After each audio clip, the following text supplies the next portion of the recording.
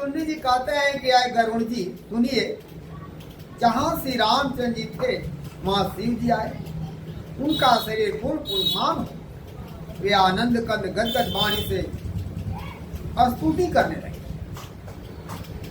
जय राम रमा रमनम समनम भवताप भयाकुल पाहि जन्म अवधेश सुरेश रमेश विभो शरणागत मांगत पाहि प्रभु दस शीस विनाशन विष भुजा कृत दूर महामय भूरि रुजा रजनी चर बिंद पतंग रहे सर पावक तेज प्रचंड दहे महिमंडन मंडल चारु तरम धृत सायक चापन संग भरम मद मोह महा ममतार धनी तब पूज दिवाकर तेजयनी मन जात किरात निपात किए मृगलोक कुभोग सरे नहीं अतिनाथ अनाथ निपाही हरे ईसया मन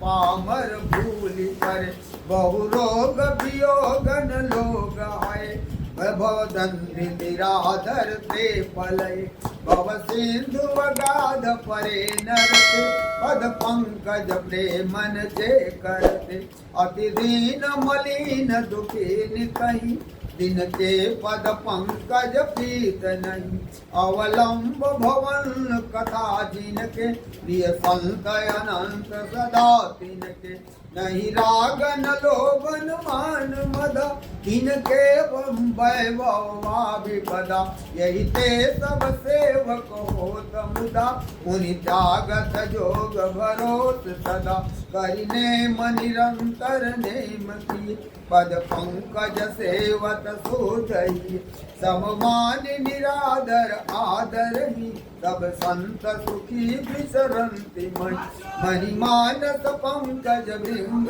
भजय रघुवीर महारघुवीर यज तब नाम जामि जमामि हरि भव रोग भागद वानरी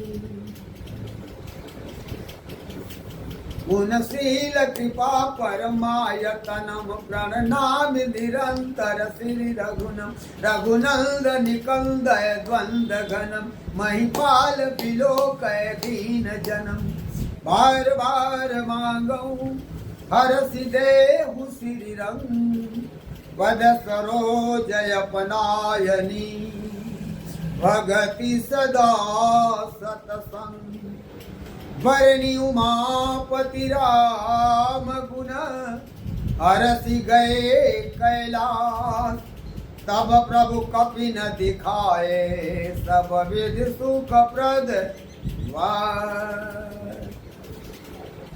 कागभूषुंडी जी कहते हैं कि हे गरुड़ जी, यह कथा सुहावनी और विविध ताप युक्त आवागमन से दोषों को नाश करने वाली, आवागमन के दोषों को नाश करने वाली। महाराज श्री रामचंद्र जी के शुभ राज्याभिषेक को सुनने से मनुष्य वैराग्य और ज्ञान को प्राप्त करते हैं। जो मनुष्य से सकाम सुनते और गान करते हैं वे अनेक प्रकार की सुख संपदा को पाते हैं और साथ ही संसार में सब सुख भोग करके मरने पर कहाँ जाते हैं? वैकुंठ को चले जाते हैं।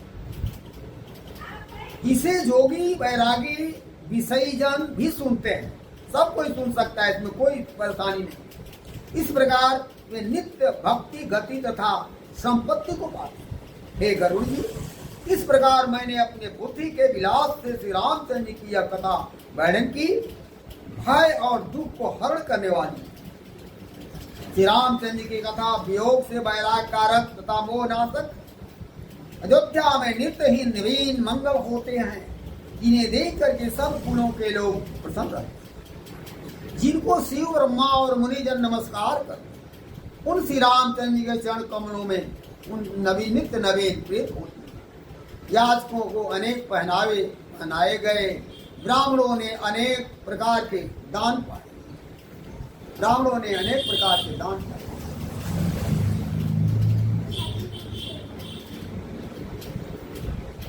अब बिसरे गृह सपने हूँ सुधीना अपने घर की सुधि भूल गए। बिसरे गृह सपने हूँ सुधि नाही, जिनि पर द्रोह संत मन माही।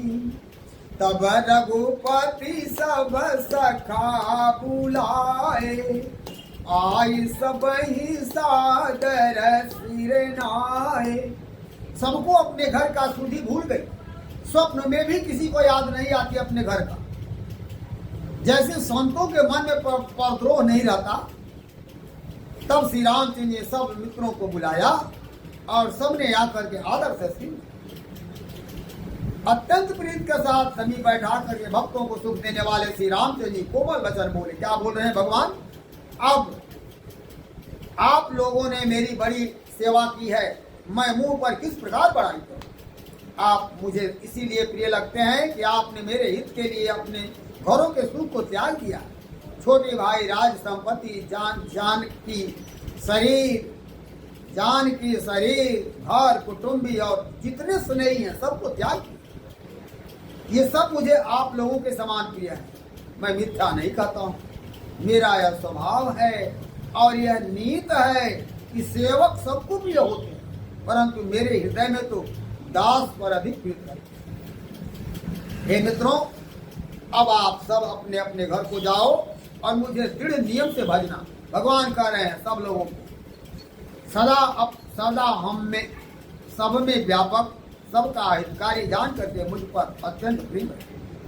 श्री रामचंद्र जी के वचन सुन करके वे सब ऐसे मग्न हो गए कि जैसे शरीर को भी भूल गए। हाथ जोड़ करके टक टक लगाए खड़े रहे और प्रीत के साथ कुछ नहीं कर सकते।